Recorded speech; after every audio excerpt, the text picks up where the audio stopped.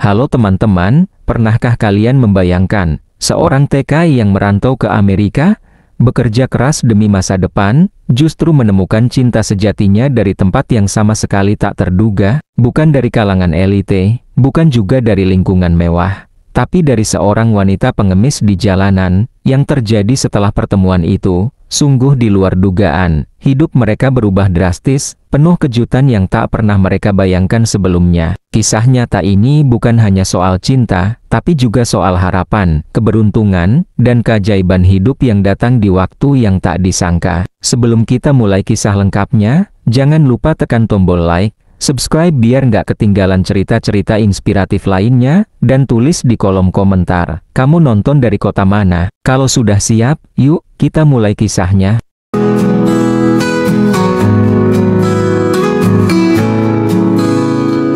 Welcome to Monteza Channel. Slamet, seorang pemuda sederhana berusia 28 tahun, asal Jawa Tengah. Sejak kecil, hidupnya tak pernah mudah. Terlahir dari keluarga petani, penghasilan orang tuanya hanya cukup untuk makan sehari-hari. Setelah lulus SMA, Slamet sempat bekerja di kota sebagai buruh bangunan. Tapi ia sadar, jika ingin mengubah nasib keluarganya, ia harus keluar dari zona nyaman. Ia pun memberanikan diri menjadi TKI merantau jauh ke negeri seberang, Amerika Serikat. Bermodal nekat dan tekad, Slamet tiba di negeri asing itu dengan visa kerja. Ia tak bisa bahasa Inggris dengan lancar, tak punya kenalan, apalagi pengalaman. Tapi satu hal yang ia punya, semangat untuk bertahan. Awalnya Slamet bekerja serabutan, mulai dari mencuci piring di restoran, bersih-bersih kantor, hingga menjadi tukang angkut barang di gudang. Upahnya kecil, jam kerjanya panjang, dan kadang harus tidur di tempat seadanya. Tapi Slamet tak pernah mengeluh. Baginya, setiap dolar yang ia dapat adalah harapan untuk keluarganya di kampung. Setiap bulan, ia sisihkan sebagian penghasilannya untuk dikirim ke orang tuanya. Meski hidupnya di Amerika penuh keterbatasan, ia selalu bersyukur. Tapi siapa sangka, di tengah kerasnya hidup sebagai TKI, sebuah pertemuan tak terduga justru mengubah jalan hidupnya. Pertemuan yang awalnya tampak sepele, namun berujung pada kisah luar biasa. Sore itu, Slamet pulang kerja seperti biasa. Tubuhnya lelah setelah seharian mengangkat barang di gudang. Di tangannya, ada sebungkus makanan sisa dari tempat kerja biasanya ia simpan untuk makan malam. Langkah kakinya menyusuri trotoar kota yang mulai sepi. Namun tiba-tiba, matanya tertuju pada seorang wanita yang duduk bersandar di sudut tembok, tak jauh dari halte bus. Pakaian wanita itu lusuh, rambutnya kusut, dan wajahnya tertunduk lesu. Tak ada tanda-tanda ia meminta belas kasihan. Ia hanya duduk diam, seolah dunia sudah tak peduli padanya. Entah mengapa, Slamet merasa ada yang berbeda. Ada sesuatu yang membuatnya berhenti melangkah. Ia mendekat pelan, lalu tanpa berkata-kata, ia ulurkan bungkusan makanan yang ia bawa. Wanita itu mendongak perlahan. Tatapannya kosong, namun ada secercah terima kasih di sorot matanya. Ia menerima makanan itu dan mengangguk pelan. Tidak ada kata keluar dari mulutnya, hanya isyarat kecil, namun cukup membuat Slamet merasa, ini bukan pertemuan biasa. Esok harinya, Slamet kembali melewati jalan yang sama. Wanita itu masih di sana, duduk di tempat yang sama. Kali ini, Slamet menyapa, awalnya hanya beberapa kalimat sederhana, sekadar basa-basi. Namun hari demi hari, percakapan mereka mulai tumbuh menjadi lebih panjang. Wanita itu tak banyak bicara, tapi dari tutur katanya yang sopan dan caranya merespons, Slamet mulai menyadari sesuatu. Wanita itu bukan seperti pengemis yang biasa ia temui. Ada sesuatu dalam dirinya, sesuatu yang belum terungkap. Slamet semakin penasaran, siapa sebenarnya wanita ini, apa yang membuatnya hidup di jalanan seperti ini, dan mengapa, meski hidupnya terlihat hancur, ia tetap bisa menatap orang lain tanpa rasa takut. Yang Slamet belum tahu adalah, pertemuan ini akan membuka jalan menuju kisah luar biasa yang tak pernah ia bayangkan sebelumnya. Hari-hari berlalu, dan pertemuan itu terus terjadi. Slamet selalu menyempatkan diri untuk mampir, sekadar menyapa atau membawakan makanan kecil untuk wanita yang duduk di sudut tembok itu. Dari awalnya hanya mengangguk dan tersenyum, wanita itu mulai membuka suara. Suaranya lembut, terkesan terjaga, dan sangat berbeda dari bayangan Slamet tentang orang yang hidup di jalanan. Akhirnya, ia pun memperkenalkan diri. Namanya Evelyn McCarter, usianya 31 tahun, lahir dan besar di negara bagian kecil di timur laut Amerika. Wajahnya yang mulai kotor oleh debu jalanan tak mampu menyembunyikan bahwa ia dulunya adalah wanita yang cantik dan terawat. Caranya berbicara tenang, bahasanya tertata rapi, dan dari tutur katanya, Slamet tahu, Evelyn bukan orang sembarangan. Suatu sore, saat langit mulai gelap dan angin dingin menusuk kulit, Evelyn mulai bercerita lebih dalam. Ia tidak langsung terbuka, tapi terlihat jelas bahwa ia sedang memendam banyak beban. Di tengah suara kendaraan yang lalu lalang, suara lirihnya mengalir perlahan. Dulu, Evelyn adalah seorang guru sekolah dasar. Ia mencintai pekerjaannya, mencintai anak-anak yang diajarnya. Ia tinggal bersama suaminya di sebuah rumah kecil sederhana, tapi penuh kehangatan. Hidup mereka memang tidak mewah, tapi cukup dan bahagia. Namun segalanya berubah drastis dalam satu malam. Suaminya meninggal secara mendadak karena serangan jantung. Tidak ada tabungan, tidak ada perlindungan finansial. Evelyn terpukul bukan hanya karena kehilangan orang yang paling ia cintai, tapi juga karena harus menghadapi kenyataan bahwa ia sekarang sendirian, sepenuhnya. Ia mencoba bertahan, tapi kehilangan pekerjaan karena kondisi emosionalnya yang tidak stabil membuat hidupnya makin sulit.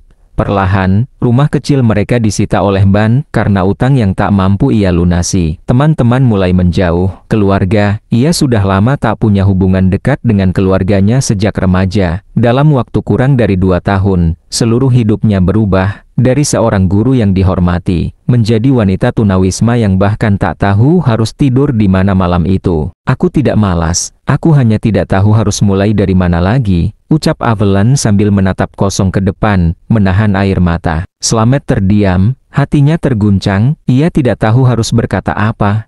Yang ia tahu, wanita di depannya bukanlah orang yang menyerah pada hidup, dia hanya terjebak dalam situasi yang tak ada jalan keluarnya. Malam itu, Slamet pulang dengan perasaan yang berat. Ia berpikir keras tentang betapa kejamnya hidup bisa mempermainkan seseorang, tentang betapa mudahnya orang menilai dari penampilan tanpa tahu kisah di baliknya, dan tentang Evelyn, yang entah kenapa, semakin membuatnya ingin tahu lebih jauh, dan lebih dalam lagi.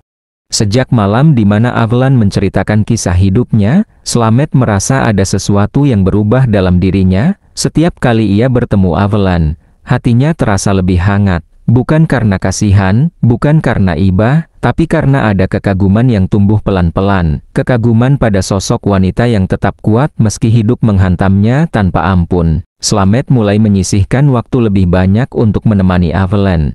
Kadang mereka hanya duduk di bangku taman, berbicara tentang kehidupan, mengenang masa lalu, atau sekadar diam bersama dalam sunyi. Evelyn pun mulai terbuka, perlahan meninggalkan sikap waspadanya. Ia tertawa kecil saat Slamet melontarkan candaan khas Jawanya, yang sering membuat orang tak paham tapi tetap lucu karena cara bicaranya yang lugu. Hari-hari mereka tak selalu cerah. Pernah suatu sore, hujan turun deras dan Slamet mendapati Evelyn menggigil di bawah terpal tipis. Tanpa berpikir panjang, Slamet mengajaknya berteduh di tempat kos lamanya yang sempit. Hanya ada satu tempat tidur dan satu kompor kecil di pojok ruangan. Tapi malam itu, kehangatan yang hadir bukan berasal dari selimut, melainkan dari rasa peduli yang tak bisa mereka sembunyikan lagi. Tetap saja, Slamet ragu. Ia sadar dirinya bukan siapa-siapa.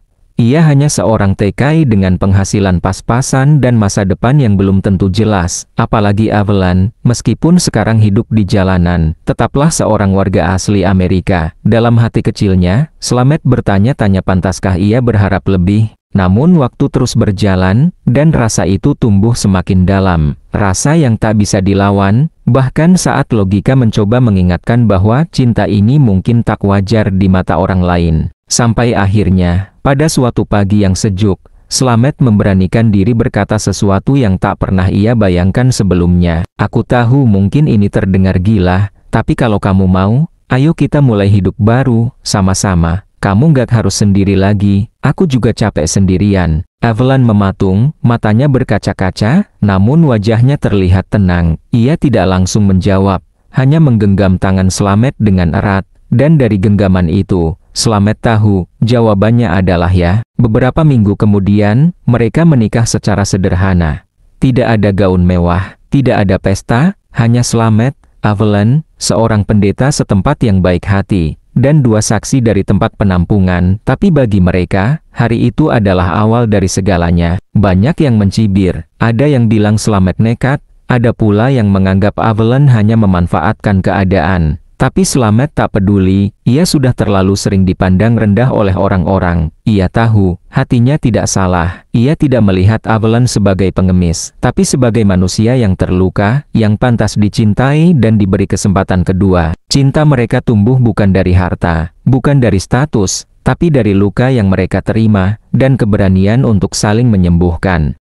Setelah pernikahan sederhana itu, hidup Slamet dan Evelyn tak langsung menjadi mudah. Mereka tinggal di kamar kecil yang disewa dengan gaji Slamet yang pas-pasan. Evelyn, meski perlahan mulai pulih dari trauma dan depresi, tetap menghadapi banyak tantangan. Ia belum bisa bekerja secara penuh karena belum memiliki dokumen identitas yang lengkap setelah hidup di jalanan bertahun-tahun. Namun satu hal yang tak pernah hilang adalah semangat mereka. Setiap pagi, Evelyn selalu menyiapkan sarapan seadanya sambil tersenyum, meski hanya dari roti dan telur.